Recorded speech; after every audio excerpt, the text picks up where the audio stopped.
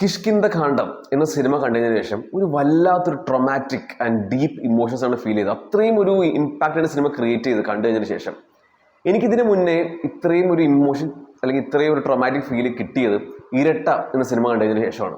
പക്ഷെ അതിന്റെ ക്ലൈമാക്സിന് ഏറ്റവും അടിപൊളി, ഇത് മൊത്തത്തിൽ പൊളിച്ചു. നമ്മൾ ഈ സിനിമ കണ്ടതിന് ശേഷം ഏറ്റവും ആദ്യം വാഴ്ത്തേണ്ടത് ബാഹുൽ രമേശ് എന്ന വ്യക്തിയാണ്. DOP by Bahul Ramesh, story and written by Bahul Ramesh.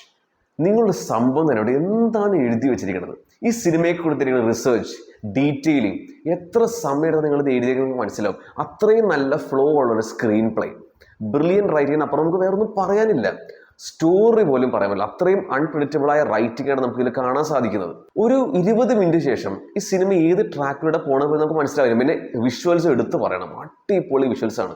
So ഈ സിനിമയുടെ ഹോൾ സ്റ്റാർ ഈ ബാഹുൽ രമേശ് എന്ന വ്യക്തി തന്നെയാണ്. ഈ സിനിമയുടെ ഡയറക്ടറായ ദിഞ്ജിത്ത് അയ്യത്താന്റെ തന്നെ പ്രീവിയസ് മൂവി കക്ഷി അമ്മിണിപ്പിള്ളയുടെ DOP ആണ് ഈ ബാഹുൽ രമേശ്. പക്ഷേ ഈ ഒരു ഹോൾ സിനിമയുടെ ക്രെഡിറ്റ് ഈ ഒരു വ്യക്തിക്ക് തന്നെയാണ്.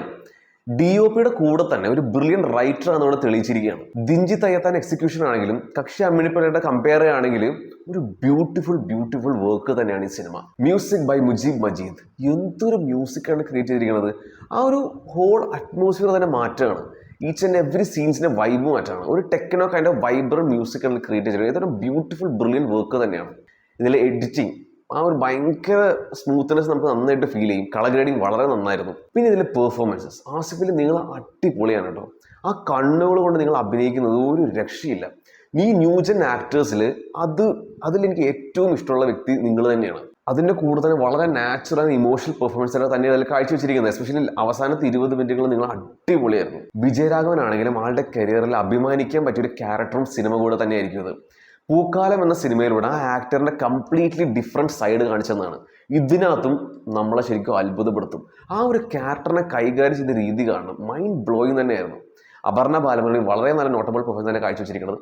അതിൻ്റെ കൂടെ തന്നെ ജഗദീഷ്, അശോകൻ എല്ലാവരും വളരെ നന്നായിരുന്നു. നമുക്ക് ഇത്രയും എഫക്റ്റ് തോന്നാൻ കാരണം ഇതിൻ്റെ റൈറ്റിംഗ് കൂടെ വലിയൊരു പങ്ക് വഹിച്ചിട്ടുണ്ട്. അത്രയും വെരി വെൽ റിട്ടൺ ക്യാരക്ടേഴ്സാണ് ഇതിൽ.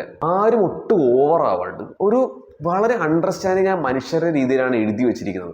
സോ അതുകൊണ്ട് തന്നെ നമുക്ക് ആ ഒരു കുടുംബത്തിൻ്റെയും ജീവിതത്തിൻ്റെ ഭാഗം നമ്മളെ പെട്ടെന്നാവും. എനിക്ക് നെഗറ്റീവായിട്ട് പ്രത്യേകിച്ചൊന്നും തോന്നിയില്ല. ഈ സിനിമ ഒന്ന് സ്റ്റാർട്ട് ചെയ്ത് ബെറ്ററായി വരാൻ ഒരു 20 മിനിറ്റ് എടുക്കും. പക്ഷെ അതിനുള്ളിൽ മൂഡ് പോവരുത്.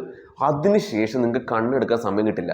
അടുത്ത സീൻ എന്ത് സംഭവിക്കും എന്ന് ഓർത്ത് നിങ്ങൾ കൊതിച്ചിരിക്കും. ആരും ട്രെയിലർ ഒന്നും കണ്ട ധൈര്യമായിട്ട് തിയേറ്ററിൽ പോയി തന്നെ എക്സ്പീരിയൻസ് ചെയ്യും. OTTക്ക് വരാൻ വെയിറ്റ് ചെയ്തത് വലിയൊരു റിഗ്രറ്റായി തന്നെ മാറും. ഒരു ഗംഭീര സദ്യ കഴിച്ചൊരു ഫീല് തന്നെ ഈ സിനിമ നമുക്ക് തരും.